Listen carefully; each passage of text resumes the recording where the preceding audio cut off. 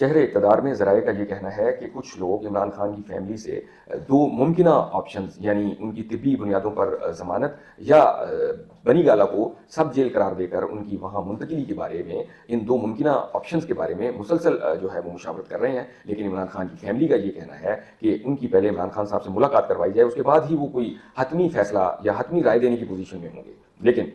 Barrister Salman صدر صاحب سے عمران خان نے جو اظہار کیا وہ یہی کیا کہ وہ کسی صورت نہ بنی گالہ منتقل ہونا چاہتے ہیں، نہ ہی کوئی اور ایسا اسٹیپ لینا چاہتے ہیں جس سے ڈیل کا اثر جائے. انہوں نے کہا کہ میری صحت اور علاج معالجہ بطور شہری میرا بنیادی انسانی حق ہے جس سے مجھے مسلسل محروم رکھا جا رہا ہے. تو میری صرف یہی گزارش ہے کہ میرا جو بنیادی حقوق ہیں ان سے مجھے محروم نہ کیا جائے، بلکہ میرے بنیادی حقوق ہیں وہ مجھے ملنے چاہیے. عمران خان کی جو فیملی ہے ان کا بھی یہی مطالبہ ہے کہ وہ خان صاحب سے ان کی ملاقات ہو، اس کے بعد وہ کسی حتمی رائے قائم کرنے کی پوزیشن میں ہوں گے. لیکن حکومت کو بظاہر اس چیز کا اندازہ ہے کہ اگر خان صاحب سے ان کی فیملی کی ملاقات کروا دی جائے تو ان دونوں ممکنہ آپشن میں سے شاید وہ کسی ایک آپشن کا بھی انتخاب نہ کریں. یوں میڈیا پر یہ خبر بھی آ سکتی ہے اور یوں حکومت کو عمران خان کے انکار کے بعد سبکی کا سامنا بھی کرنا پڑ سکتا ہے. اس لیے جو لوگ عمران خان کی فیملی سے رابطے میں ہیں انہوں نے عمران خان کی فیملی کو ایسی کوئی یقین دہانی نہیں کروائی، بلکہ وہ اسی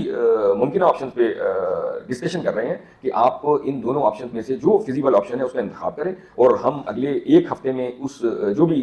ڈسکشن کے بعد ممکنہ آپشن سلیکٹ ہوگا اس پہ امپلیمنٹ کر کے اس کے بعد ہی عمران خان کی آپ سے جو ملاقات ہے وہ کروا دی جائے گی. یعنی اگر انہیں بنی گالہ شفٹ کر دیا جاتا ہے تو سب جیل قرار دے کر تو بنی گالہ میں آپ کی ملاقات ہوگی. اب دوبارہ شاید ان دونوں ممکنہ آپشن پر عمل درآمد ہونے سے پہلے عمران خان کی ان کی فیملی سے اڈیالہ جیل میں ملاقات نہیں کروائی جائے گی.